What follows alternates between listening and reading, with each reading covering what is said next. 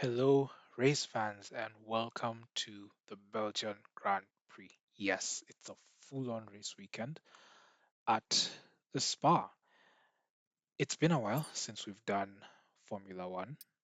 Felt a little bit guilty, but why not? Perfect time to pick this game up once again. But go easy on the comments. There's going to be a lot of really interesting driving and, tactics and whatever. Go easy in the comments.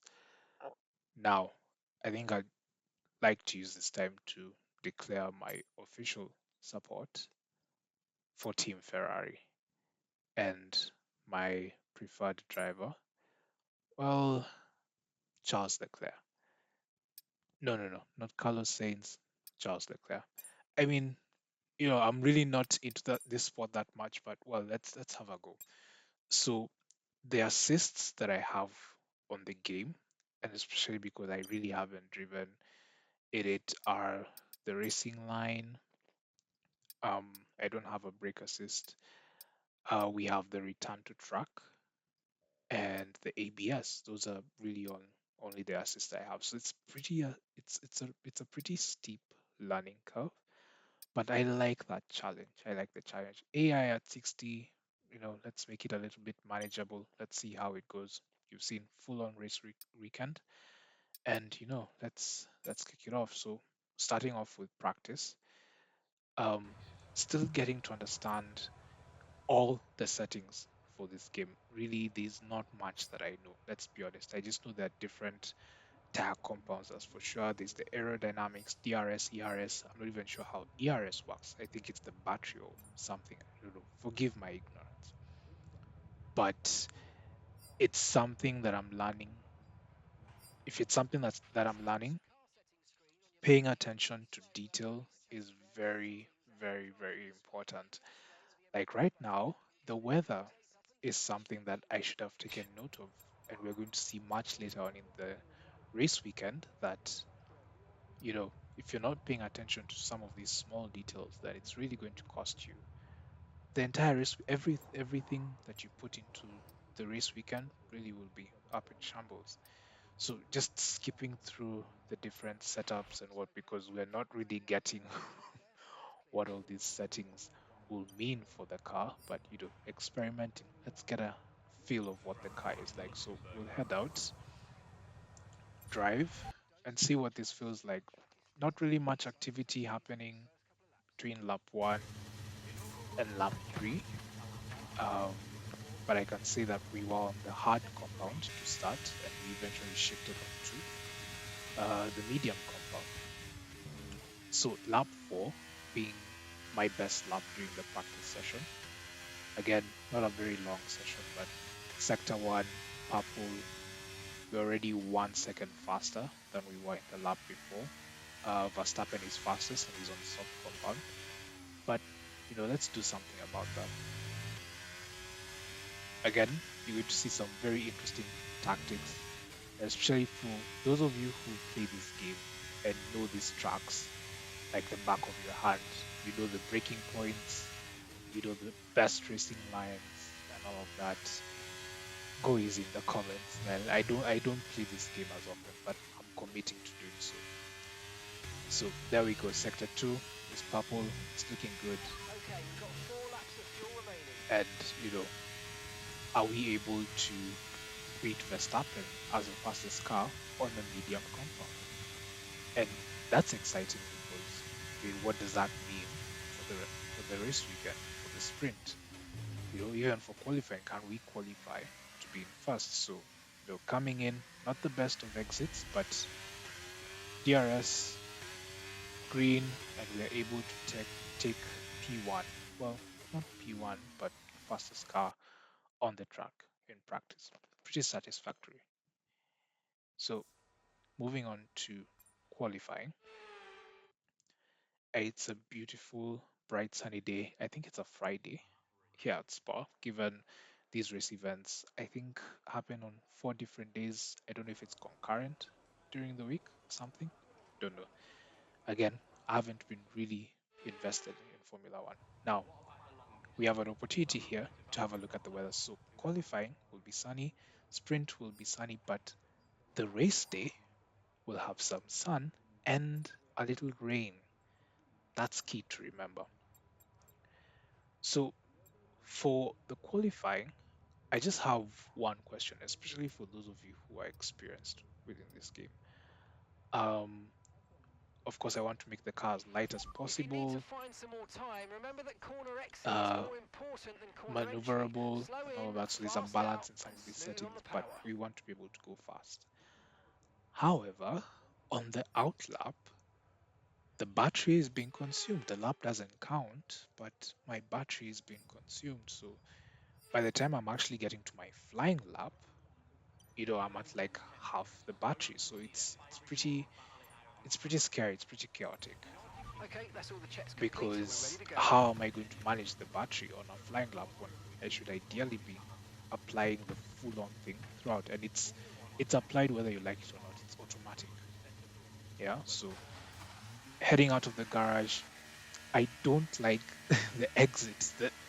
The the hairpin exit. When I first started playing this game, I literally totaled the car when I was exiting because I didn't have any discipline on the throttle. But there we go. Like I was saying, we're out of the pits and we're already at 95% of our battery. It's automatically being used. Really nothing that I can do. But yes, we're out on the track. First lap, getting a feel of the soft compound. We haven't driven in the soft compound, so we want to test how much downforce we have, how much grip we have after we've made just a few modifications on the car. What are the best braking points, or what's the best time to brake with these tires? Yes, there's more grip, so we can afford to brake a little bit later. Although that's not something you will see a lot in this gameplay, because we are practicing to turn off ABS, and that will mean I need to be able to brake at least 95% so that the ABS can kick in for the other 5%, at least to the best of my knowledge. I don't know how it works with Formula One, but to the best of my knowledge, I do 95% of the braking. ABS takes care of the other 5%. So here we are coming onto the street. Been a smooth lap so far, a couple of errors here and there, but I think we've now known uh, what each turn feels like, what the downforce feels like, and therefore we are able to capitalize. So coming into the final corners, riding on the curbs, not the best thing to do, but here we go, go, go, go for our flying lap. Early braking into the hairpin. Again, also getting a feel for the engine braking and how that will help when it comes to slowing down, but also carrying in as much speed as possible into the corners. Not the best line through Rouge, so we've lost a couple of tenths there, probably. It's very crucial when you're up against drivers like Verstappen. Verstappen, this game, is so aggressive. So there you can see taking advantage of the late braking, which led to a really good exit, carrying out as much speed as we possibly can.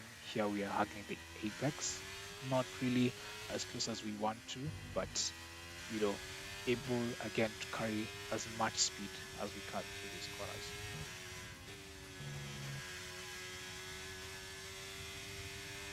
So far, so good. Sector 1 is green.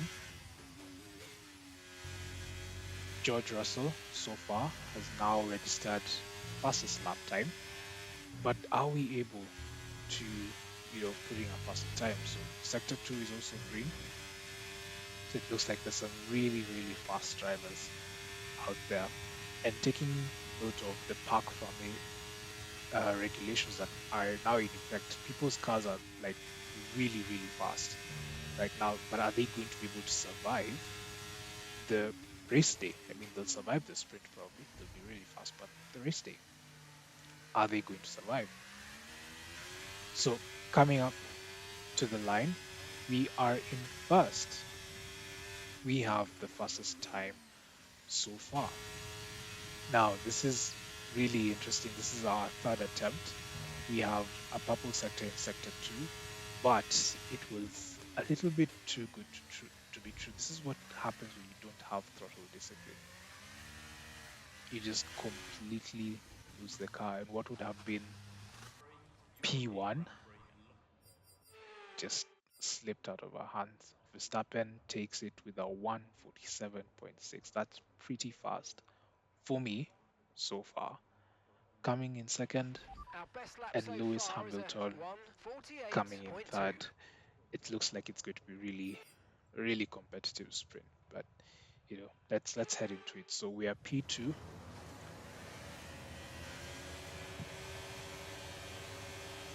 and it's light, so we are go. A fantastic start by all standards, really, from Charles Leclerc. Um, yes, I know the AI is at 60, but you have to agree. You have to agree that was a fantastic start. Now, this is where you get to know like the Red Bulls are really fast. So you're gonna watch Verstappen like fly by, taking advantage of the late braking. We're on the soft compound. A little fight with Verstappen. We're on the inside line, so we are going to come out first. And I expected a little bit more from this.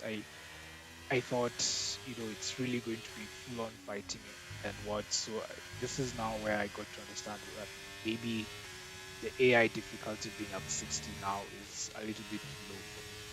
Now I'm told that that rating is very sensitive. So even moving it by 1 point, could easily make this thing unbearable in terms of challenge. But I like challenge. I love a challenge.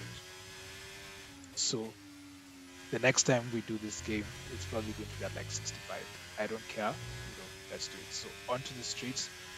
Verstappen is 1.5 seconds behind, but again, the Red Bulls are so fast. So it's slowly really lead. It's already 1.3 and now 1.2. The Ferrari, not much he can do, even though we are applying ERS. Is really not much. So yeah, into the final turns of lap one. Not much really happened throughout the race. Able to maintain P1. So we qualify for first for the sprint. Okay, pick up rubber and bring it home. Congrats, Charles Leclerc. And so happens to be the driver of the day. So yeah, a pretty good race in my opinion. Pretty good, you know, session. So here we are on race day, and it's lights off, and we are go. Again, I have to emphasize that we need to have taken note of the weather. We need to have paid attention to that detail because the sun is shining. It's a clear blue sky as we come onto Eau Rouge. It's just looking like it's going to be a fantastic race day. Really not aware of what the strategy is for the race, so we're going to see everybody fly by, almost knocking signs out onto the grass because we lack situational awareness, but we'll work on that. We'll see how that goes. So able to battle our way through. The inside line is very good, at least on those sets of corners. Once you have the inside line, then you're good to go. We're able to gain P2 back from Saints, and now it's to catch on Verstappen. So yes, the Red Bulls are really fast, but only on the straights. For the corners, not so much, at least for this race. So majority of us started the race on the medium compound, and strategy, at least for most races, was from the medium compound onto the soft. I don't know what Perez was thinking. I don't know what Red Bull were thinking for Perez, but yeah, he seems to have started on the softer compound. Might will last um, a less amount of time, and then will be medium will be much slower than the rest of us, even though the tires will not last as long. So yeah, respecting each other, even though it was a dive bomb onto the final corners, but we're able to take P1 into lap two. Like I mentioned, we have to be aggressive and not. It's some of the shadiest of tactics that you will see. Not very respectable driving, but as we drive more, as we learn more about the game, then some of these will be polished and look a lot better. Verstappen has DRS, so should be able to catch up eventually on. And then here, not paying so much attention to what we're doing and losing the car. This is now when you're over driving, and then you just slowly or slightly lose your concentration. So we're expecting rain in about 10 to 15 minutes. Now that information again is very interesting because the team on the radio says rain in 15 minutes, 10 to 15 minutes, and I'm thinking, is there going to be a strategy change? I can't drive on softs in the rain, but will the rain really affect? Because it's just a light shower. Again, inexperienced in the game to know what exactly will happen. Okay, focus. We need to stay on form. So, end of lap six, we are coming into the pits, still sticking to the original strategy. That is from medium to the softs, which unfortunately was not the best of decisions. Now, the pit window opened at the beginning of lap six, and the decision to pit at that time was not the best because it was pretty much immediately, instead of waiting to hear more information about the weather, because now we're already on the softs. Look after these tyres now. We want to finish the race on this At compound. the same time, when the radio tells you we are finishing the race on these tires, you're like, you're certain about the decision you've made. So you're going to go all the way through, even though they've told you like, no, that's not going to be the case. Anyway, enough of ranting. Time to catch up with Bottas and Hulkenberg. Try to get to P3 so that we can now compete for podium. On the soft compound, Bottas is on the medium. So should be easy to get him in. We're able to take advantage again of the late braking. We have more grip, so we can make up for more time. And there we go, hugging the apex of that corner. It felt like it was a pretty well taken corner, at least at that point. But we could always do better. Another thing that we also haven't, grasped yet is how exactly do we warm these tires? Like, you'd think you want to wiggle the car at what, but you can't do that in the middle of the race. No, you do that at the very beginning. Anyway, able to catch up with Bottas, who's not very happy about losing the position. We've moved into P4. Good work. P4, moving on to Hulkenberg, slowly reeling him in, and now Sainz is in the pits. Now let's take note of the very interesting strategy applied here That's just 5 laps of fuel by remaining. Red Bull. So very aggressive overtake, dive bomb, let me say. And now we can see P1 Verstappen, even though in the pit, is on the slicks, he's on the harder compound. What does Verstappen know that the rest of the grid does not know? Well, it's very simple that he knows that there is rain coming. We're expecting some rain soon. Expect the first drops in the And next there few you go. minutes. You'd be thinking your team would be like, we're so Now. sorry. Okay, the gap behind is 1.6 seconds. Okay, they're on fresh hards. Their tyres are 2 laps old. Your last lap time was 1 minute 50.6. And here we are at the end of lap 10. It has just started. It's not even raining. It's a shower. It's a light shower, but the track is wet. And that's the first sign that the last lap is not going to be good. Okay, final lap. Let's go. It's not looking good, guys. It's not looking good. Verstappen on the slicks on the harder compound,